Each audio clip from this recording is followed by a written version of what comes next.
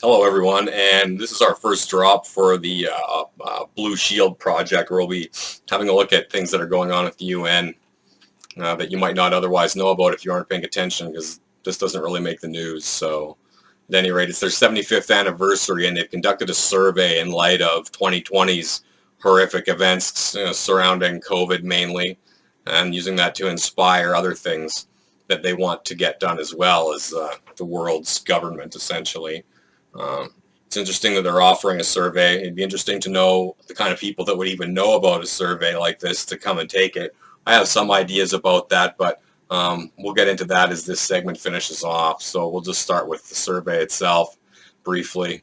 And I encourage everyone to have a look at this themselves. Go into it, maybe even fill out the survey or think about the questions at least. Go read it.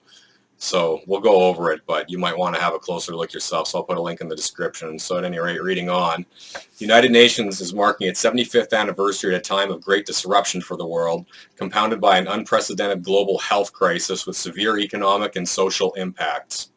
Will we emerge stronger and better equipped to work together, or will distrust and isolation grow further? 2020 must be a year of dialogue when we come together to discuss our priorities as a human family and how we can build a better future for all. So of course, anyone who's paying attention to the health crisis, of course, they're talking about COVID, and it wasn't quite as serious as they said that it would be, and yet we're treating it pretty seriously. And of course, the economic and social impacts that are coming with that is that countries are borrowing money out the waz to try to keep up to keeping people at home. And so it's, in my opinion, is it's going to make everyone broke. It's part of the many different points of attack that they're trying to make everyone broke so that they can maybe do some kind of a new economy. So anyway, reading on, why now? COVID-19 is a stark reminder of the need for cooperation across borders, sectors, and generations. Our response will determine how fast the world recovers, whether we achieve the sustainable development goals, and how well we handle pressing challenges from the climate crisis to pandemics, inequalities, new forms of violence, and rapid changes in technology and in our population. I'd like to know what some of these new forms of violence are and what the inequalities they're addressing are as well, because to me, at least the inequalities part is going to come with a heavy tax on people around the world to try to bring the third world up, I think. That's what we're looking at is worldwide communism, in my opinion. So reading on, but just when we need collective action more than ever, support for global cooperation has been flagging. In many countries, public trust in traditional institutions is in decline and relations between countries have been under strain. Will this pandemic bring the world closer together, or will it lead to greater mistrust? Global dialogue and action is now more urgent than ever. So they want to make moves. So the greater mistrust, I'd say we're already under that. And there's a lot of people that are scared who want all the help they can get. And so they believe everything that they're heard because they're scared. And then there's, the mistrust would come from anybody who noticed that Tedros said things like, you don't have to shut down international trade. In fact, he even discouraged it and said that countries who do are prejudiced, is one of the things that he said, to shame people who are trying to shut down international travel at the time. And the other thing that he said is that it wasn't human to human transmissible. He didn't say we didn't know. He didn't say yes. He said no. And so we come out a little bit later and they retract and say, oh, well, it is now, right? So they don't even tell you that they don't know. If you don't know, at least you can say that, and people might have had a better chance at protecting themselves. But when they say no, I mean, that's pretty brutal for someone who's supposed to be on top of world health. So at any rate, that's where some of the mistrust is going to come from. Also, he's covering for Xi Jinping. He said some definitely some covering statements for him as the epidemic got out of hand, and it was because of China, and they all lied about it. So yeah, well, are we going to be more trusting or less trusting? My suggestion is we're going to move forward with less trust, and we'll get into that later on as well. There's a lot of countries that are getting pretty hostile towards China as China's hostility and growth increases as well, and we'll definitely be talking about some of that stuff. So what is the UN 75 doing? In January 2020, we launched our Global Dialogue Initiative and discussions that have taken place in all settings, from classrooms to boardrooms across the world. In order to reach as many people as possible, we have built partnerships with youth, civil society, business, and media organizations, and created a 1-minute survey that is quick and easy to complete. We have always placed strong emphasis on online engagement through virtual dialogues and social media, and are now increasing these efforts in light of COVID-19. We are also working with our partners to take planned events into the digital space and find innovative ways to engage audiences in line with WHO guidelines and local health regulations. So, yeah, there you go. So why join? It is vital that your voice is heard in this crucial time for the world. Your views, concerns, and ideas will be presented to world leaders and senior UN officials at the official commemoration of the 75th anniversary by the UN General Assembly in September 2020. After September, groups around the world will discuss how best to take forward the priorities and proposals generated. So they're definitely going to be looking at doing something with the information that they gather with this. They are going to take action. Each conversation is an opportunity to encourage individuals to take actions in their own lives in line with what they have heard and learned. They can yield insights and evidence that national and international organizations can apply. Findings may inspire new programs, investments, partnerships, and campaigns, among other options. A global platform to illustrate key outcomes of discussions is being developed by the UN 75 team. So they're definitely active on trying to figure out what to do for the whole world. How can I take part? Well, you can take part in this survey. So we're going to have a quick look at the survey too.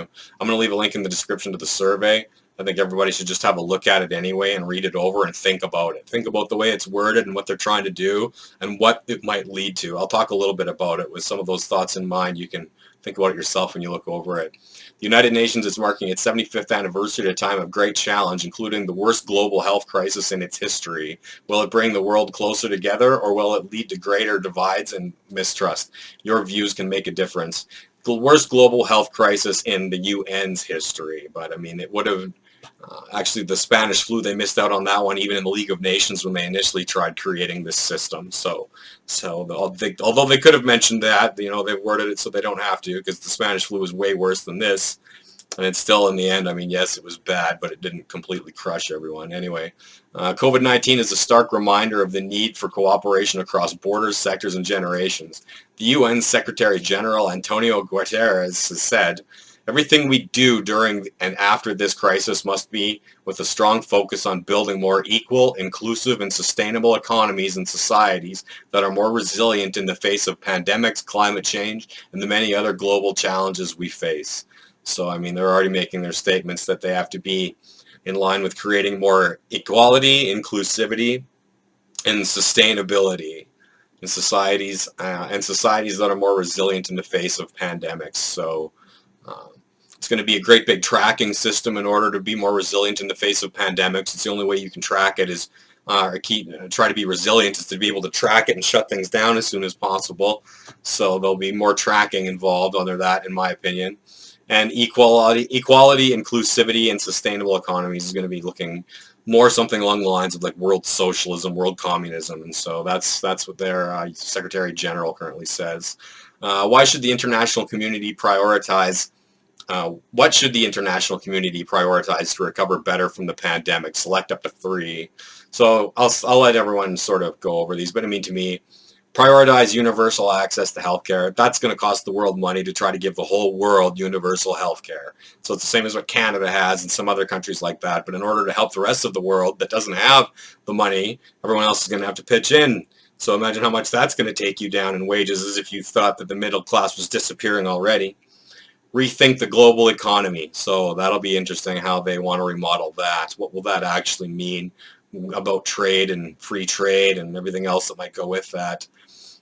Address inequalities that have deepened as a result of COVID-19. So I'm not sure what inequalities have even deepened as a result of COVID-19, but they're definitely using the disease to try to push some sort of financial equity problem.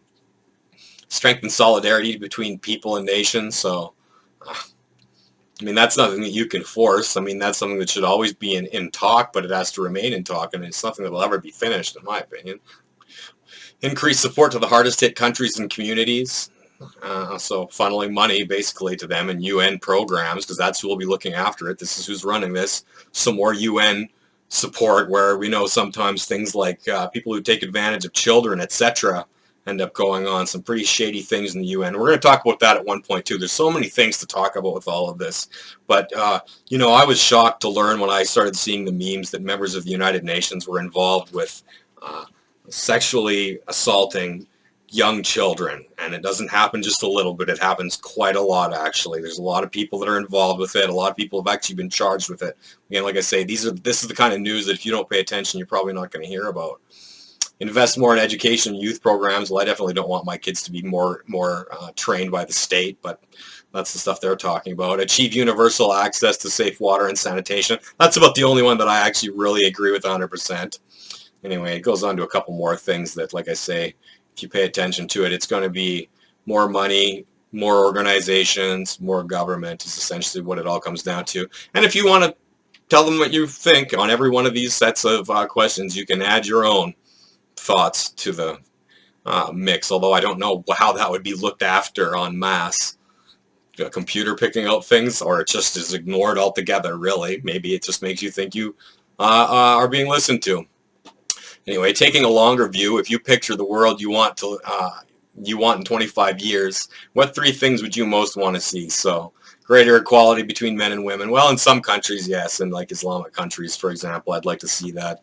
So, I mean, I guess I could agree with that. I don't know. Again, that's something they have to handle internally, though, you know. It's not really a world initiative. More sustainable consumption and production. Now, to me, sustainable production, in order to have that, you actually have to try to produce more than you need every year. Because if you try to produce on par and things go south, people starve. So the only way to sort of manage that is what they say first, which is sustainable consumption. So what they're going to try to do, in my opinion, is try to limit how much everybody uses of things. So travel will be more limited. There won't be as many trips going around the world in a jet plane. That'll reduce consumption of resources. Another thing that I've already seen is the cost of food has gone up continually for the last 10 years or so now. And the money hasn't really changed. In fact, people's wages have gone down and there's less work than before. So that's another way that I think they will actually try to manipulate the market in order to make people consume less food even, potentially. So that's the bigger part of, in order for them to manage production, they also have to manage your consumption. Greater equality within countries. Well, again, that's an internal thing. I don't know what the UN has to do with that. More environmental protection. So, I mean, we're talking about the Green New Deal type of thing, you know, etc., that kind of thing. That's the only thing they really seem to be concerned about is CO2, because everything else can be dealt with. I mean, oceans are harder, but land, at least here in Canada, any oil spill that happens, you have to dig 6 feet in every direction around it and then fill it back in. So spills aren't really a problem on land. In sea they are. I mean, I agree. Maybe there should be something done with more for that. More respect for human rights. Okay. More employment opportunities. I don't know how the UN is going to facilitate more employment opportunities without being a central government themselves. Again, this sounds like communism. It's not the United Nations' job to build and create jobs for people, where the money from that can only come from people's taxes. And if you don't agree with what the UN says, that might be too bad for you, as we've seen in many cases, where they offer a suggestion. And they'll, you know, people will say, oh, well, it was just a suggestion, who defend whatever that decision is. But everyone who's paying attention knows that these suggestions get put into effect. That's the way it is. Better access to education, blah, blah, blah. Greater equality between countries. Well, I mean, again, this is world communism. Greater equality between countries. So, I mean, they should say equity, so I think they're being misleading on purpose, because I don't know how greater equality between countries can be achieved. People are interested in trying to figure out their own country and how to make it better. So, I mean, it's not really one country's job to necessarily make another country's life better.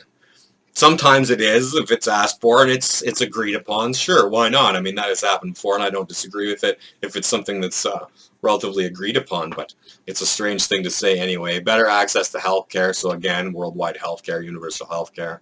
Better access to education, better management of internal migration. I highlighted that one as well.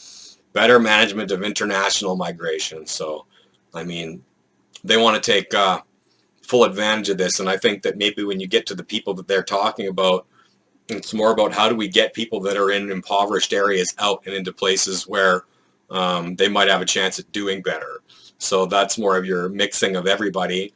And then some of the problems that happened when the mass migration hit 4 years ago to Europe, and all kinds of problems have come with that. So, I mean, I don't want them touching it, but that was part of it too. Is they were talking about the migration pact, and Canada was involved with that. That's what I was talking about in regard. The people that defend it said, "Oh, it was just a suggestion," and yet I look around my land and see that it's very different now with the people that are occupying it. So it's definitely something they're pushing, is to move people all over the map.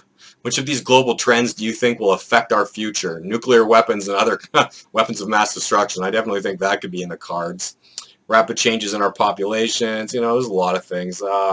Forced migration and displacement. So, I mean, that's people who are concerned about that will definitely select that, and people who support people being able to go wherever they need to or want to go will support that as well.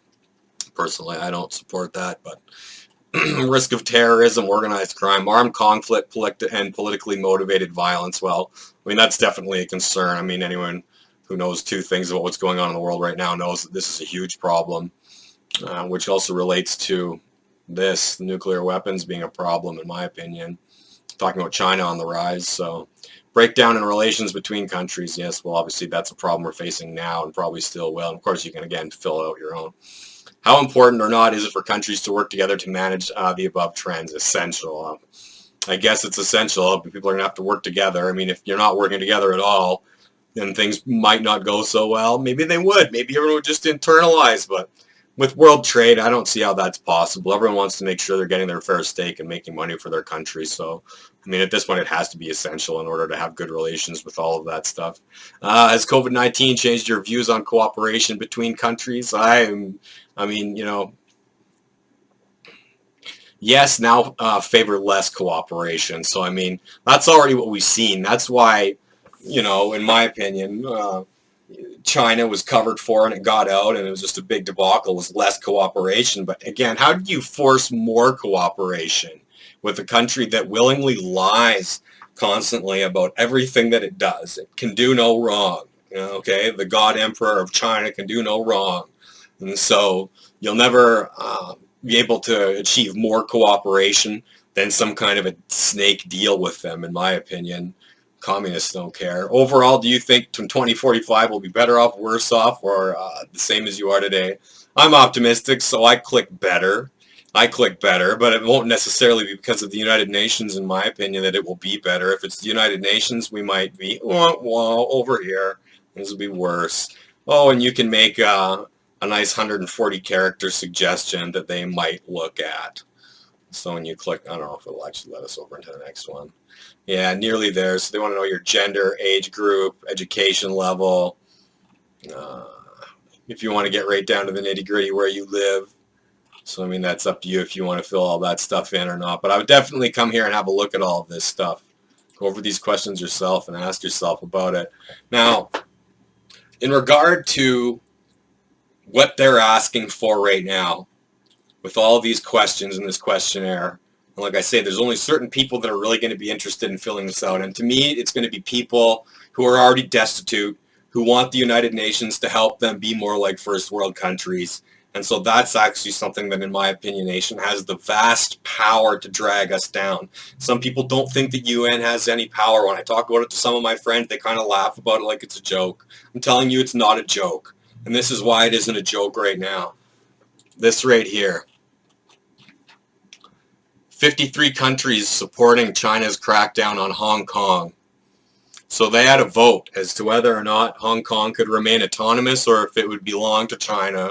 And the vast majority of countries involved in that vote within the United Nations were in favor of China's seizure of Hong Kong, which means that people who are involved in the year-long protests to remain autonomous and not be part of China and be extradited to China for criminal charges are now, and since this has happened, been being shipped by boats over to China into prisons for interrogation, torture, who knows whatever else. So the United Nations has just signed by a majority in favor of human atrocities.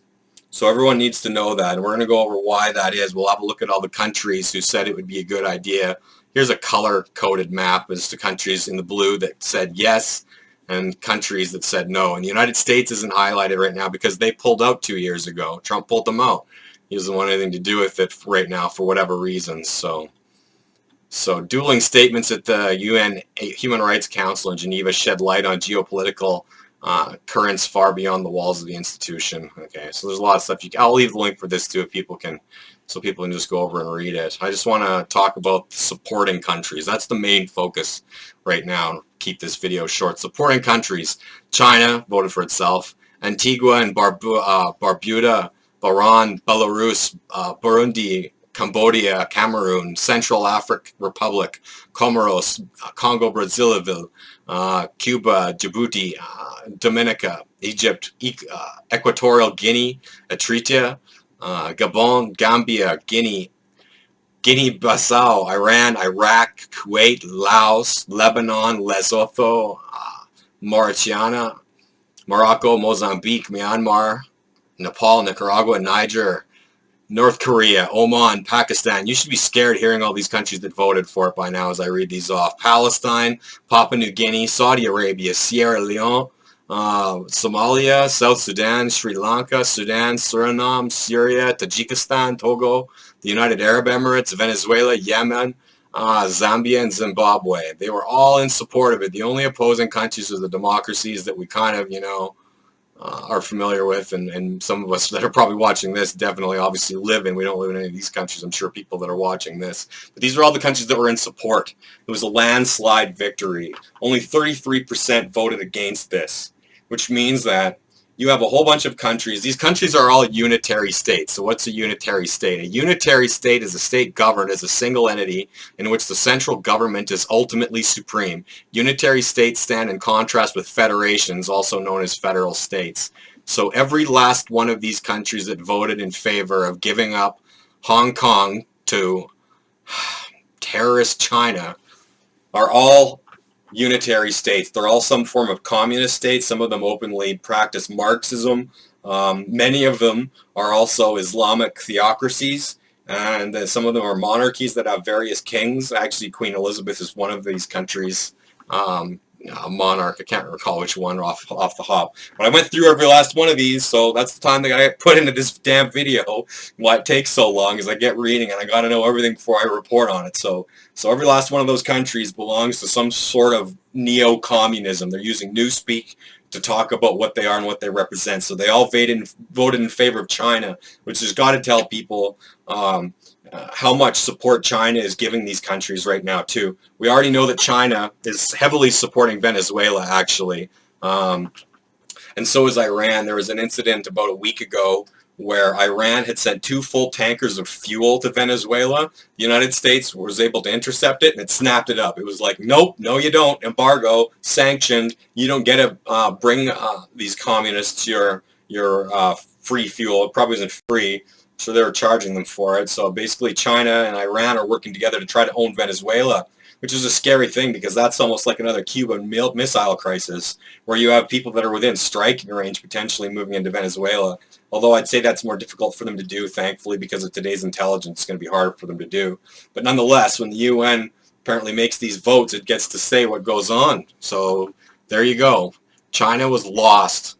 Hong Kong was lost to China because the vast majority of theocracies, autocracies, despotic governments voted in favor of it. So scary shit, and you need to pay attention to that. This is important. When I seen this morning, I was like, this has to be reported on today. I was going to take the weekend off and not report anything and just stay out of it and relax because this stuff is stressful to look at too, and just be with my daughter. And instead, I felt this was too important to report on. So that's that. I'm trying to keep this as short as possible.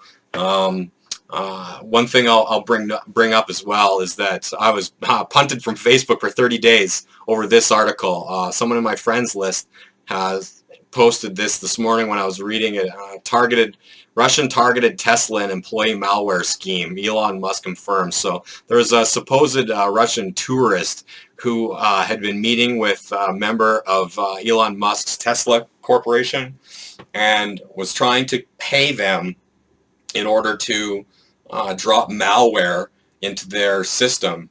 Malware will potentially spy and potentially ruin their own software and and data. So at any rate, this cost me a 30-day punt, and I'll read you why. I'm not going to show you my screen of Facebook for privacy reasons, but I'll read you why I got kicked off for commenting on this. So his first offer was $500,000. The guy's like, eh. And his next offer was $1 million. I'm thinking to myself, what is this, Austin Powers? $1 million. Like, that's even going to be enough to do something as crazy as that, man. That's not enough money. So my comment was $1 mil is nothing for doing something stupid like this. Stupid Russians. Stupid Russians is what I got kicked off for. It went as a hate speech against a certain people. I was kicked off for saying that. And I know I've seen people say stupid Americans and things like that lots in the comments. I bet they don't feel it. I bet they don't get kicked off for that. To me, this is the same thing as ordering your custom jersey from the NBA and not being able to write Blue Lives Matter, All Lives Matter.